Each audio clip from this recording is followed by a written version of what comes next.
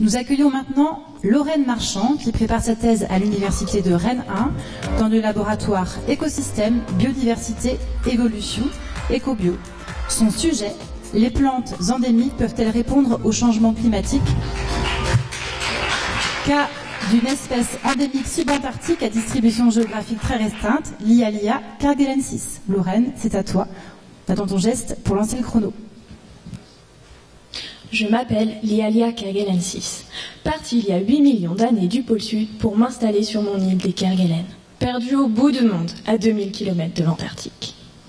Ok, j'ai l'air d'un brocoli, mais je résiste à tout, enfin presque tout.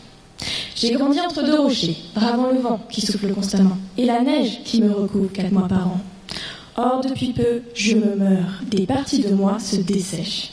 Et ce serait dû aux activités humaines qui ont lieu à l'autre bout du monde. Sur mon île, il pleut moins et les températures augmentent. Or, pour survivre à ce nouveau climat, il faut que je m'adapte. Je pourrais, par exemple, fermer les pores qui recouvrent mes feuilles pour éviter de transpirer trop lorsqu'il fait chaud et sec. Mais une adaptation dans mon espèce arrive très lentement, alors que le changement climatique, lui, il est déjà là. C'est dramatique. Si je meurs, j'emporte avec moi les dernières informations sur ma capacité à survivre en milieu inhospitalier. J'ai encore une chance de m'en sortir.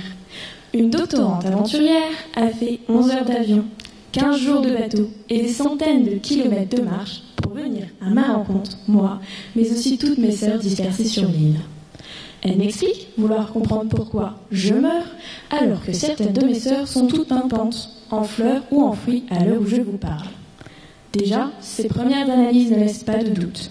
Mon sol ne contient pas assez de sel, ce qui m'affaiblit lorsqu'il fait chaud et sec. Mais cela ne ferait que contribuer à mon dessèchement. La doctorante a donc 10 hypothèses possibles pour expliquer la survie partielle de mon espèce. D'abord, mes sœurs les plus en forme auraient activé dans leur ADN un mode d'emploi leur permettant de fermer les pores plus rapidement. La doctorante va passer au moins 6 mois à vérifier cette hypothèse. Elle prend nos feuilles, extrait ces modes d'emploi génétiques et les insère dans un modèle mathématique pour déterminer ce qui se passe au cœur de nos cellules. La deuxième hypothèse que la doctorante imagine, c'est que dans nos sols se propagent des microbes néfastes, rendus plus agressifs avec le changement climatique. Or, nous, bien isolés sur notre île du bout du monde, on n'a pas l'habitude de se défendre contre de nouvelles agressions. Alors, ces microbes nous tueraient lentement, mais sûrement.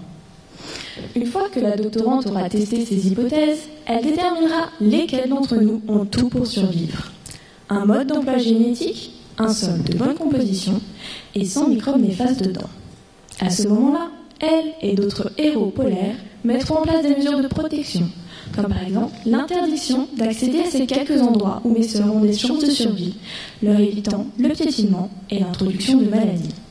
Cela permettra, je l'espère, la survie de notre espèce si particulière. Bon, pour moi c'est trop tard, mais au moins j'aurais servi la science. Merci Lorraine.